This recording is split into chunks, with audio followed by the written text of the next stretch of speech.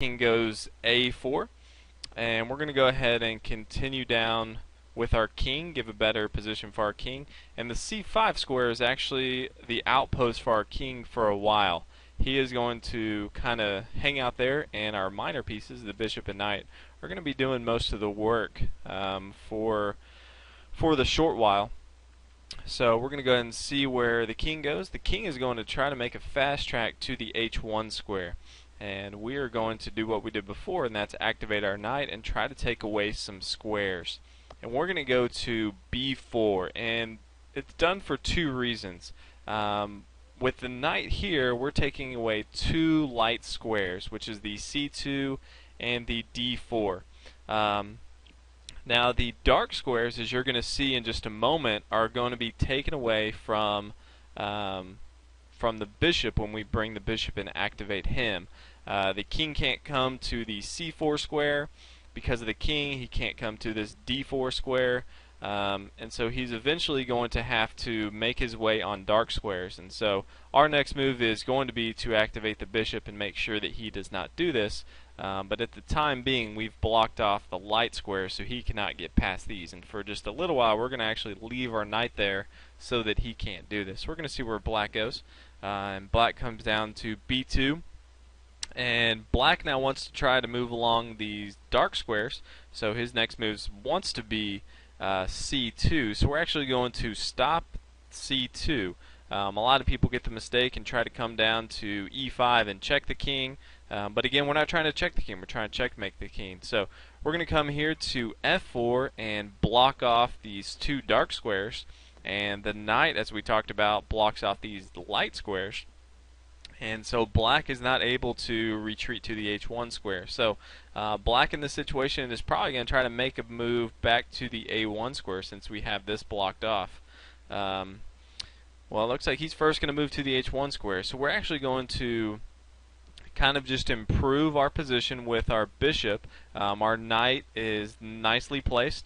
He's still defending these light squares, and the black king still can't come past this wall that we've created. So we're just going to bring the bishop a little bit closer, and you can already see the wall we've created that black king cannot come against. The bishop has all of these dark squares covered. The king has this square, and the knight has the two light squares. So the black king has to retreat now, and he retreats, and we're actually going to improve our bishop one more. And just from this subtle move, we've created another wall that the black king cannot come to. Again, the bishop has the dark squares, the knight has this light square, and the king has this light square as well. So the king's going to have to do something. He's probably going to now retreat to the a1 square. And he does. He moves to a4. And now we want to make sure that he can't come back to this a5 square. And so we want to make sure that our bishop is aligned there. So we're going to go ahead and move our knight to c2, activate him a better position, and allow for our bishop to block off these two dark squares. So the black king can no longer come to the a8 square, and he's going to have to come back to this area.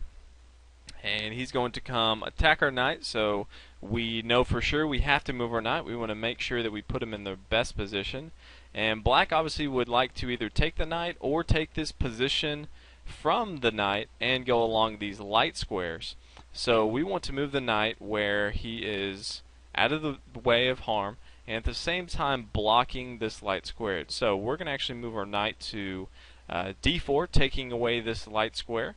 And these dark squares are taken by the bishop, and this light square is taken by the king. So we have another wall that the black king cannot go around. So the black king is going to try to retreat again.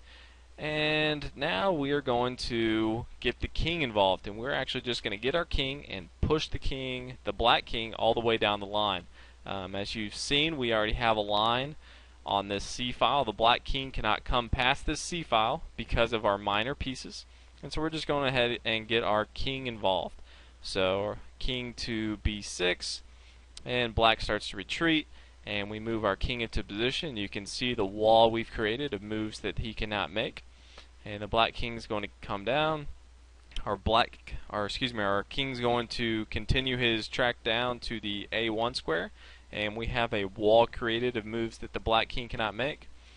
and the black king is going to go closer, and now we can actually activate our bishop and get him into the game a little bit better.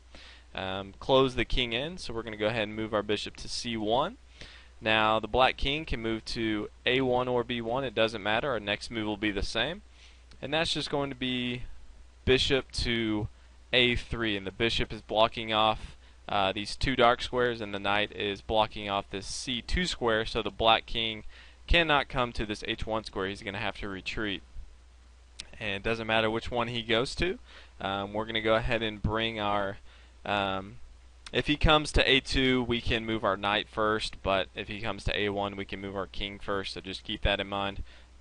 So we're first going to go ahead and activate our king here, and black only has one move to b1, and then we're going to head and put our knight in a better position at e2.